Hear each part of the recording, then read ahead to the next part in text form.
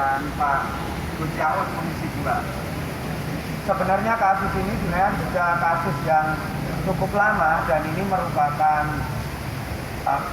kejadian penggusuran paksa yang dilakukan oleh PTPN yang keempat kalinya. Sebenarnya kejadian ini berawal sejak tahun 1971. Halo.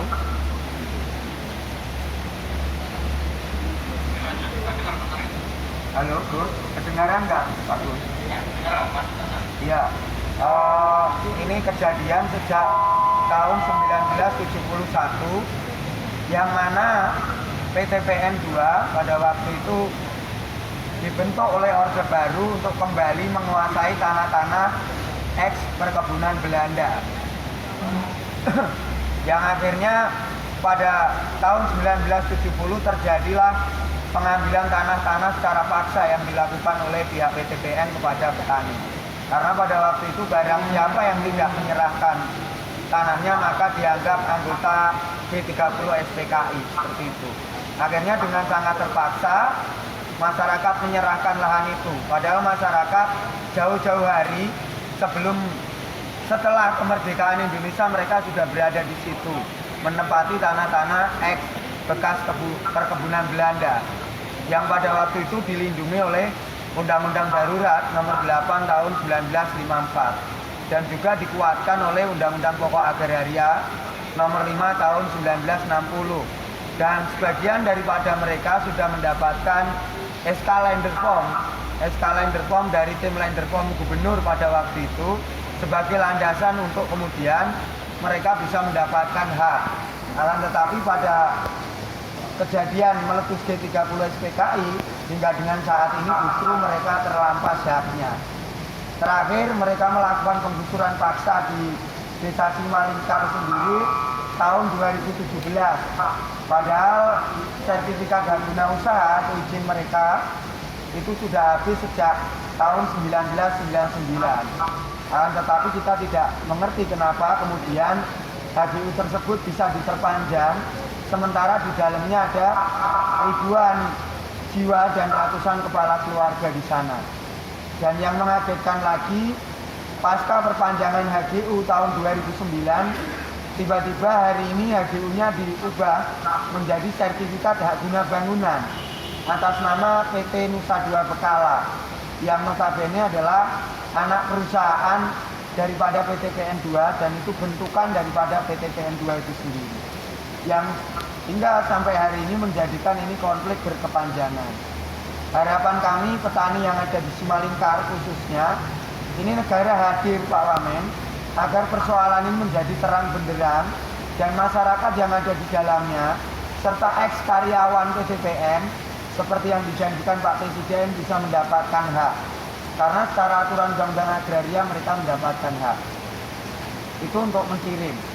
Nah, kemudian untuk Simalingkar, kemudian untuk petani menkirim sendiri nggak jauh berbeda. Mereka juga mempunyai SK Landerpom tahun 1961 yang mana mereka diberi 1 hektar per kepala keluarga untuk 450 kepala keluarga, yang pada tahun 1964 baru diberikan per kepala keluarganya setengah hektar, dan setengah hektar sisanya akan diberikan tahun berikutnya. Akan tetapi lagi-lagi sama dengan Simalingkar menkirim ini, justru setelah meletus G30 SPKI, harapan mereka untuk mendapatkan kekurangannya hingga dengan saat ini belum ada. Dan ditambah lagi justru kemarin tahun 2020 sekarang ini, tepatnya bulan 3 pas corona lagi besar-besarnya, justru mereka digusur sehingga petani menkirim yang mempunyai sertifikat hak milik pun tergusur. Mereka kehilangan tempat tinggal dan lumbung pangan secara permanen. Sehingga sama mereka pun hari ini melakukan aksi bersama dengan petani Simalingkar dengan harapan yang sama agar negara hadir kemudian memberikan hak atas tanah sebagai bentuk kepastian hukum hidup mereka. Dan hari ini ada juga yang usia 70 tahun, 65 tahun, seperti nanti yang bapak-bapak bisa lihat, mereka sudah lelah sebenarnya untuk memperjuangkan persoalan haknya, akan tetapi mereka tidak ingin anak cucunya mengalami hal yang sama seperti yang telah mereka alami sejak tahun 70. Sehingga mereka hari ini ikut berjalan kaki sepanjang 350 km sampai dengan hari ini, dan kemungkinan akan sampai ke Jakarta. Dan kami pun berharap agar sebelum nyampe ke Jakarta ini selesai. Akan tetapi justru hari ini petani seolah-olah dikejar-kejar agar ini segera keluar dari Sumatera Utara, dan itu dilakukan oleh kepolisian Polda Sumatera Utara. Seperti itu. Mungkin itu gambaran besarnya. Harapan kami Pak Wamen, Mas Gus Yahud, baik Simalingkar maupun Mencirim, secara landasan hukum sebenarnya mereka sudah sangat kuat, dan kami berharap ini negara wajib hadir dan memberikan kepastian hukum kepada mereka, mengembalikan mereka pada lokasi tanahnya dalam keadaan semula. Terima kasih.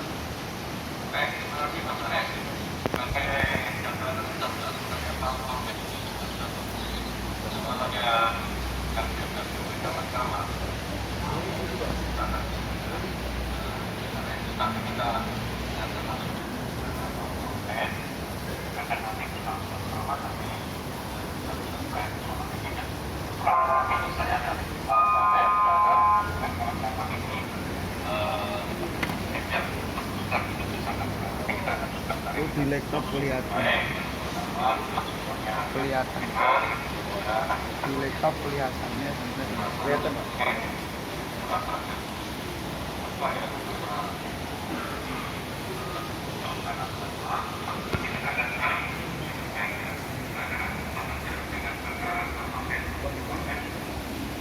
Ini dia nampak di sana. Jadi titik. Ini dia nampak ini. Iya memang.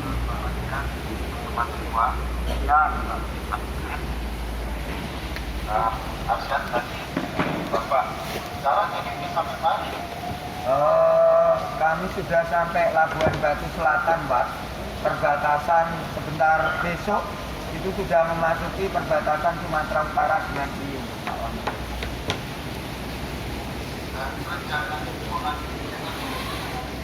Di mana Pak Wamen?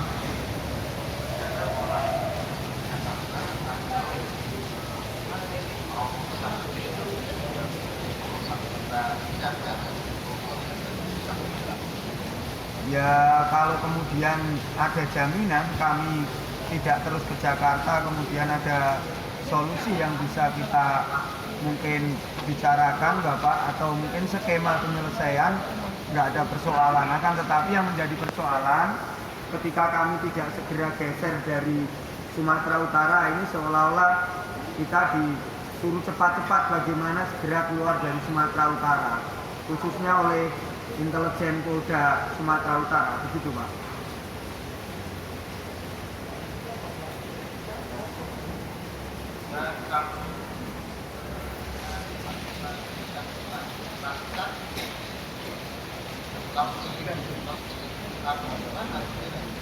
Ya, itu sama Pak. Lokasinya Simalingkar itu yang juga di sana ada kelompok Tani Loji juga, yang mereka sudah ke hukum ya, kita berbeda.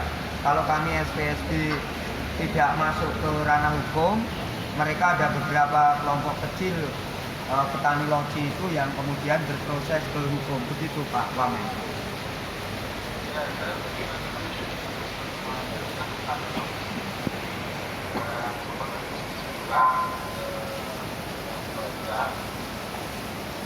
Dan memang kalau secara gampang Bapak itu masuk dalam kawasan hak miliknya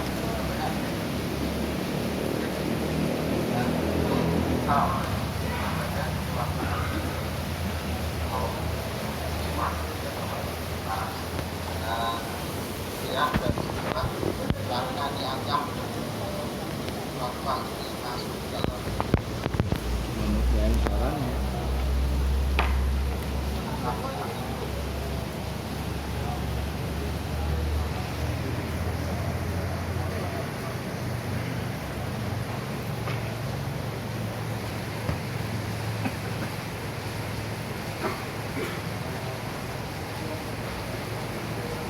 Ya, untuk posisi kawan-kawan di Simalingkar, Pak, mulai tahun 2018 kita beranikan untuk kembali bercocok tanam.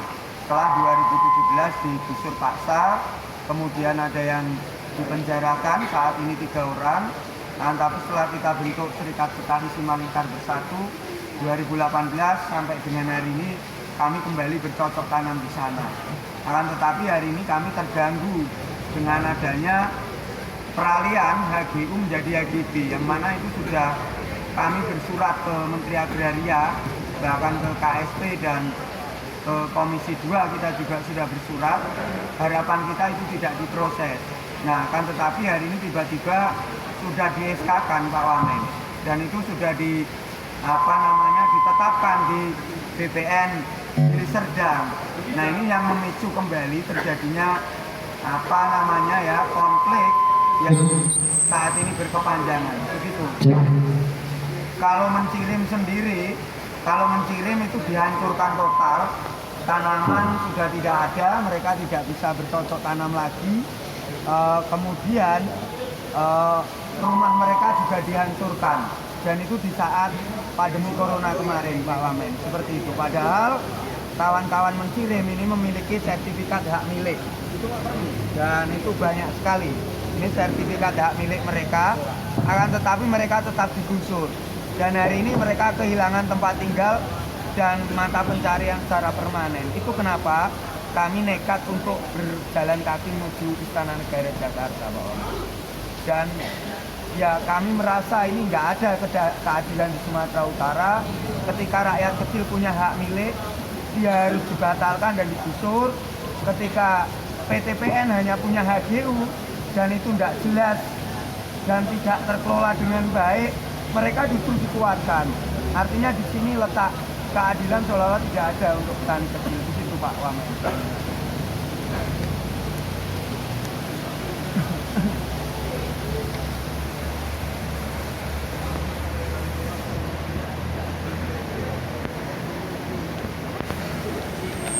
Ya, harapan kami ini negara hadir. Tentu harus ada skema-skema penyelesaian, Pak.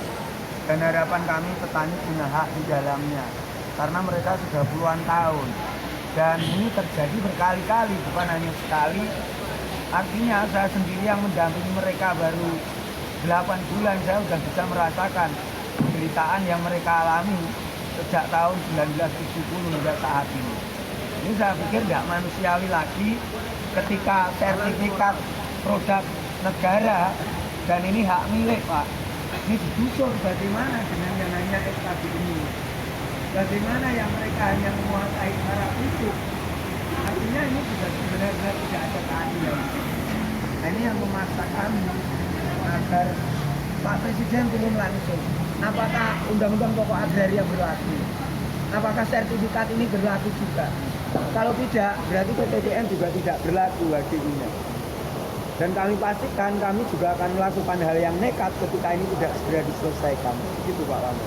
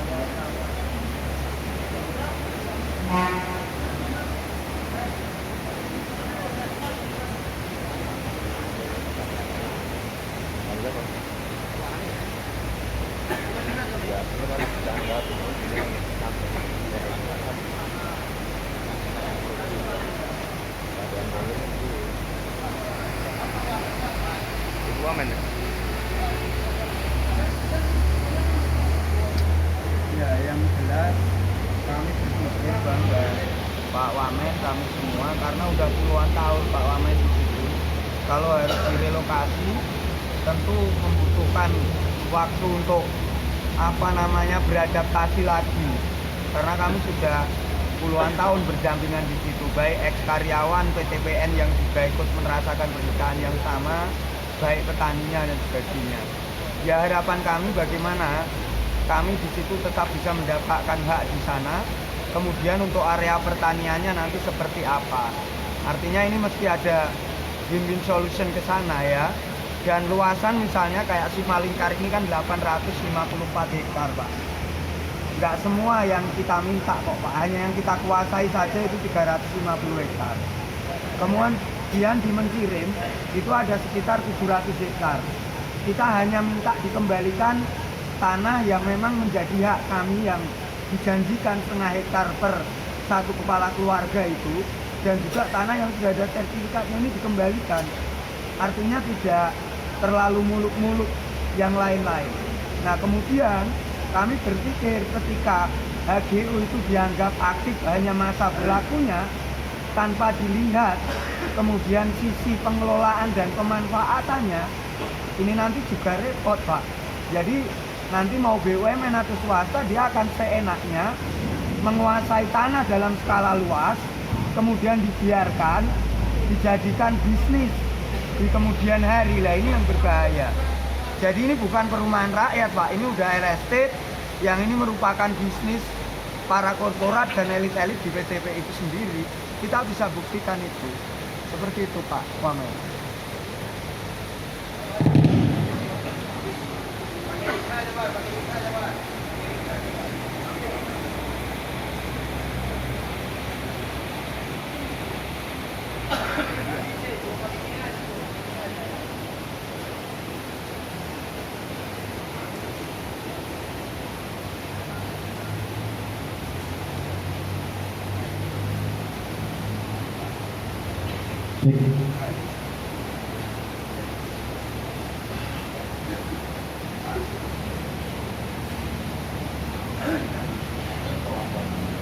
Tapi konsep kawan-kawan saya sama.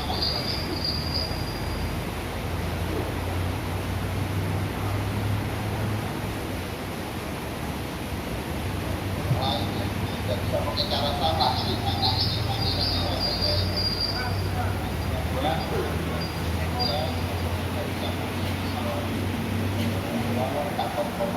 Juga nggak bisa mencari uang penuh.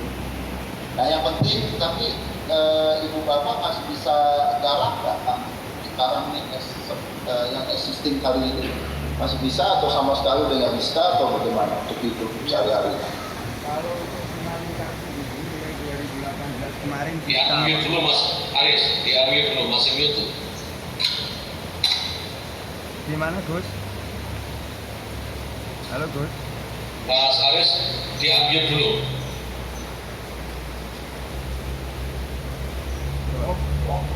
Sudah Gus.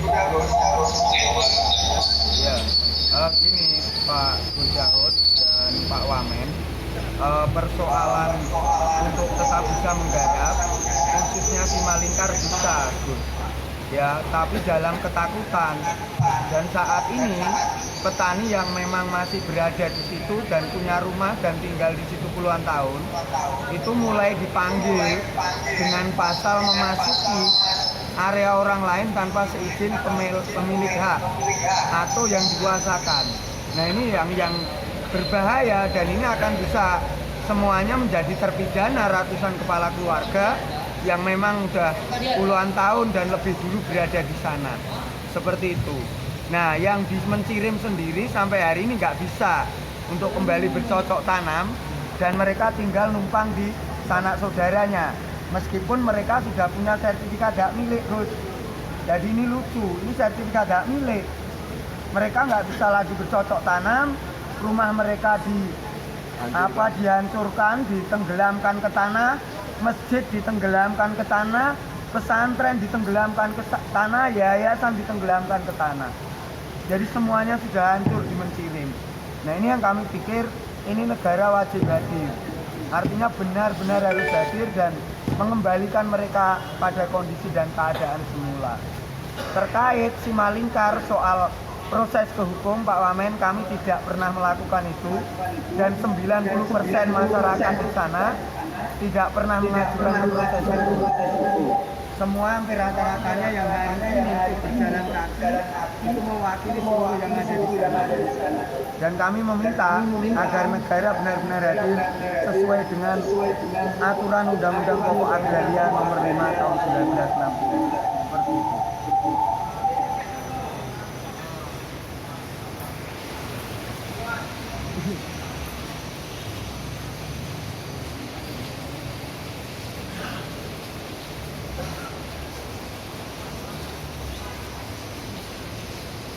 Hari ini ada 2 kasus, satu kasus mencuri. Kalau mencuri ini memang lebih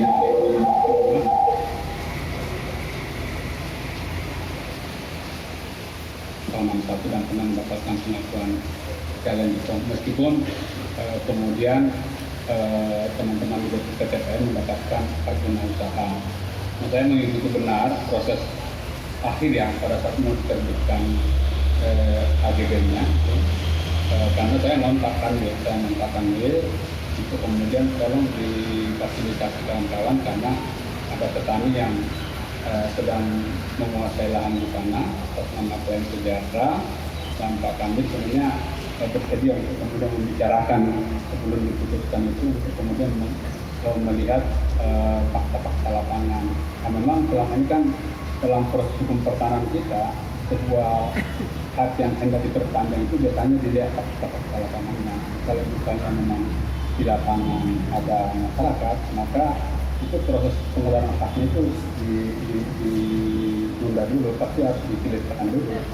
Nah, bahkan pada saat tertentu sebenarnya misalnya mau perpanjangan AGO, rata-rata penguasaan tanah masyarakat itu dikeluarkan. Nah, kalau misalnya mendasarkan pada pendaftaran tanah, orang yang menguasai tanah sebenarnya menjalankan hukum untuk penguasaan tanah. Meskipun tapi tentu kita tidak bisa masuk di situ, Yang tadi kan jelas ya tawaran kawan-kawan mungkin atas fasilitasi nanti usia pun ada kan 2 ya. Pertama, atas 840 kakak yang ada di Menciri itu sebenarnya hanya meminta untuk kemudian untuk pemukimannya itu diberikan data hak milik. Kalau misalnya kita itu berarti 80 hektar ya Mas Harik yang dibutuhkan untuk pemukiman supaya merasa aman. Nah, sektor pertanian lainnya itu kawan-kawan membuka ruang untuk dilakukan kerjasama. Nah, kerjasama ini tentu dengan pemilihan dengan PTPN. Untuk apa? Kemarin kita diskusikan untuk backup pangan kita. Jadi teman-teman petani bersiap untuk menanam pangan, teman-teman PTPN yang jemput di hilirnya karena mereka juga sedang dimandatkan oleh negara untuk soal pangan. Jadi sebenarnya bisa saling berkontribusi di dalam situasi COVID seperti ini. Itu begitu masuk menurut saya yang kita cari celahnya. Hal ini pula kami sampaikan ke Komisi 2 dan KSP. Jadi ada ruangnya untuk kalau misalnya ada pertanyaan bahwa apakah tidak mungkin diambil dari HGB, saya kira ada banyak kasus ya. Misalnya kasus Teluk Jambe itu yang teman-teman Gerbandani juga itu HGB yang kemudian diambil untuk kemudian diberikan hak milik ke masyarakat dan tidak di teman-teman Komisi 2 memahami. Demikian pula soal PTPN. Saya kira kasus Kampar Riau karena atas instruksi presiden juga bisa diredis. Jadi ada fakta-fakta sejarah yang sebenarnya bisa dijadikan landasan untuk menghadirkan negara untuk kasus masyarakat. Nah, memang kalau untuk Semenciring ini menurut saya itu bisa digugat sebenarnya karena itu keputusan yang dikeluarkan oleh presiden sendiri. SK Lendripong loh, ada SK-nya, kemudian digusur. Berarti kan sebenarnya masuk kasus hukum itu kalau nanti diteruskan, cuma teman-teman nggak masuk ke situ, tapi dia tetap untuk masuk ke politik. Jadi mungkin begitu selangkah dijatuh selama itu kemudian kita cari solusinya. Dan kita berharap mudah-mudahan teman-teman petani jangan sampai masuk Jakarta baru boleh diselesaikan kasihan. Itu kalau hitung-hitung kilometernya bulan Agustus baru nyampe ada. Nah, itu bisa ini mau maaf aja bisa memicu sense politik yang lain dan akan menarik kasus-kasus ya lain kalau untuk tidak segera dikatakan melewati Riau, dia juga itu potensi COVID-nya pasti mengambil Pak betul itu masuk ke Sumsel apalagi gitu. Jadi mungkin ruang itu yang harus kita gunakan sama-sama dari solusinya. Saya kira begitu bisa Terima kasih. Jadi di awal tadi saya sudah sampaikan kita bersama Pak Wamen juga berkomitmen untuk sama-sama nanti diskusikan jalan yang terbaik buat kawan-kawan bagaimana. Tapi untuk itu tentu kita perlu perspektif lain. Jadi ada masing-masing dari Komisi 6 yang berhubungan dengan BTPN supaya memberikan sedikitlah gambaran ke kita semua. Ada setelah ini kita bisa rumuskan apa yang terbaik buat kawan-kawan di sana, dan saya minta setelah ini juga kita agak lost kontak ya, kita kontak-kontakan terus, kita saling mengupdate gitu agar masing-masing juga tahu perkembangannya. Silakan Mas Nasir, monggo. Oke, Assalamualaikum warahmatullahi wabarakatuh. Kepada Ketua kesayangan saya, Gus Yakut, dan juga Pak Wamen, beserta Pak Irsyad dan rekan-rekan saudara seperjuangan gerbang tani ya, kelompok tani Sumatera Utara. Namanya memang agak susah saya menyebutkan juga sama kayak Gus Yakut. Apa tadi? Ya, Sulfikar gitu. Memang kasus ini pada periode yang lalu sempat mencuat juga kawanan Gus Yakut sempat mencuat kasus ini, dan ini memang kasus terjadi bukan hanya di Sumatera Utara, juga terjadi di beberapa daerah juga dengan daerah lahan-lahan milik Nusantara PTPN. Itu terjadi juga keluarnya sertifikasi dan lain-lain di area-area itu banyak di beberapa tanah-tanah hak guna usaha di daerah lokasi PTPN. Saya kira memang di sini memang kompleks masalahnya. Yang pertama sebetulnya di sini ada sinergi yang terjadi yang perlu dipertanyakan di antara daerah masing-masing sehingga sertifikasi ini bisa keluar itu. Nah itu yang menjadi suatu tanda tanya, ya kan? Di situ setahu saya dan semua lahan-lahan milik PTPN dan lain-lain itu adalah lahan milik negara yang diguna usahakan, baik itu oleh petani demi kesejahteraan petani, penduduk yang sudah memang sekian lama tinggal di situ, mulai dari tadi yang sudah disampaikan mulai zaman Belanda dan terus dioperasi oleh pemerintahan Orde Baru dan selanjutnya. Nah itu tetap menjadi milik negara yang dikelola oleh badan usaha milik negara, yang disitu akan dikeluarkan hak guna usaha bagi petani-petani kita. Memang ada terjadi kadang-kadang petani karena sudah lama di sana, akhirnya dia memproses, mencari celah untuk membuat sertifikasi. Nah, saya juga ingin tahu sertifikasi itu keluarnya tahun berapa yang ada di daerah Sumatera Utara. Itu juga harus tanda tanya kenapa BPN bisa mengeluarkan. Itu Gus Yakut. Jadi yang memang menjadi tanya kenapa BPN harus bisa mengeluarkan itu, dan itu terjadi di beberapa daerah macam-macam. Seperti kemarin terjadi di Kabupaten Situbondo, itu hak lindung yang dikeluarkan sertifikasi sekitar hampir 12 sertifikasi dengan sekian puluh hektar. Padahal di situ tidak pernah terjadi penguasaan hak diserahkan seperti itu oleh dari pihak PTPN atau dari pihak negara. Itu perlu hati-hati, dan itu sebetulnya juga turut sertanya dari pemerintahan, baik itu pemerintahan di tiap titik kabupaten ataupun provinsi. Nah itu yang harus kita hati-hati di situ.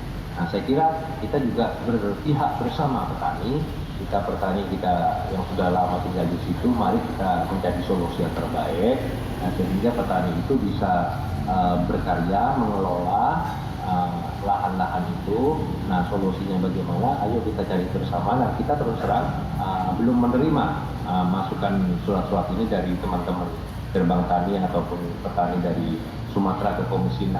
Mulai dari dulu memang kita belum pernah dapat surat itu. Seharusnya kita bisa menjadi solusi bersama. Apa? Nanti kita mau minta pendapat dulu dari PTPN. Kita tidak bisa mendengarkan dari satu sisi. Kita juga dari PTPN kita akan tanyakan nanti gimana. Saya tadi sempat menghubungi Pak Marisi juga, kebetulan dia di Direktur Utama di PTPN 2 yang baru juga dia menduduki di situ. Dia juga mempelajari juga masalah ini. Karena kadang-kadang direksinya juga berganti-ganti itu saya tuh. Mereka juga kadang-kadang belum tahu kejadian-kejadian sebetulnya tinggal melanjutkan ya kan. Kan, sedangkan PTPN di sini juga ada holding, yaitu holding PTPN 3. Nah, orangnya juga Pak Gani juga baru. Nah, di sini perlu kita nanti ke pemaparan yang perlu kalau perlu